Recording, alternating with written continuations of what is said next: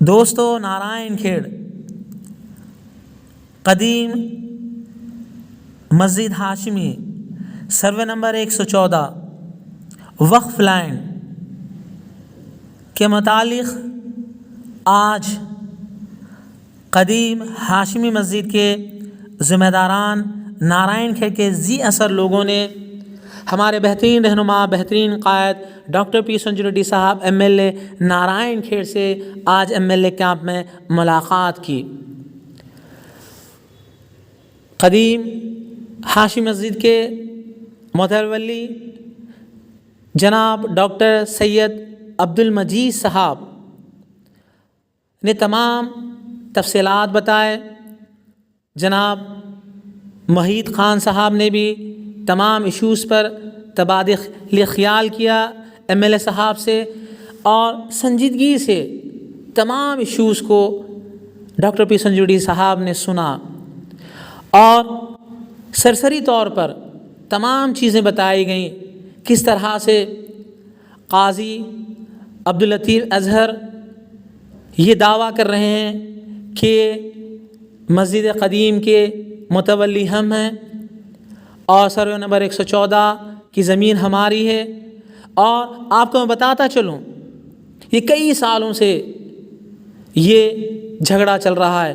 Court میں گیا، 1984 میں کیس جیت کر آئے متولی عبدالقادر صاحب، جو متولی ڈاکٹر عبدالمجید صاحب کے والد محترم ہیں۔ اس کے بعد 1986 کے اندر تمام لوگوں کو کہا گیا، سلسان نکالا گیا، اور تمام حصے داروں کو حصہ دیا جانے کا آرڈرز آئے۔ امام موزن کی تنخواہیں تمام مینٹیننس جاری ہے، اور آپ جانتے ہیں 2016 سے لے کر 2025 تک تمام ریکارڈز موجود ہیں، اور اس سے پہلے کی بھی ریکارڈز موجود ہیں۔ اور کیونکہ یہ 40 سال تک یہ پراپرٹی غیر مسلم کے پاس تھی، اس کے بعد 2016 کے اندر متولی ڈاکٹر عبدالمجید صاحب کے ہینڈ اوور میں آئی۔ اس سے 16 سے لے کر 25 تک دوستو تمام ریکارڈز، تمام رسائد موجود ہیں۔ لیکن آج یہ شخص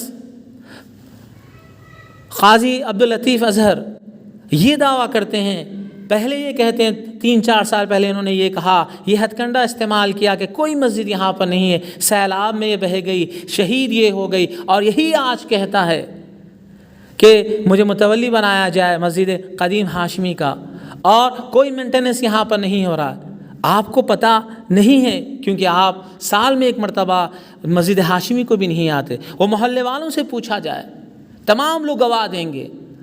ہم تو بچپن سے لے کر جوانی تک، اب عمر قریب ہیں، کئی بوڑھے ہیں، بزرگ ہیں، وہ مسجد ہاشمی کے اندر نمازیں ادا کرتے ہیں، اور خواتین بھی وہاں پر آتی ہیں، اور کئی ڈیولپمنٹس وہاں پر مسجد قدیم ہاشمی کے اندر ہوتے ہیں۔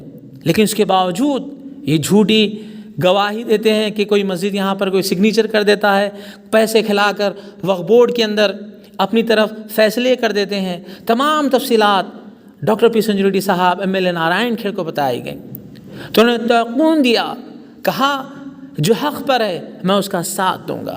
یہ ہوتی ہے دوست ایک لیڈر کوالٹی۔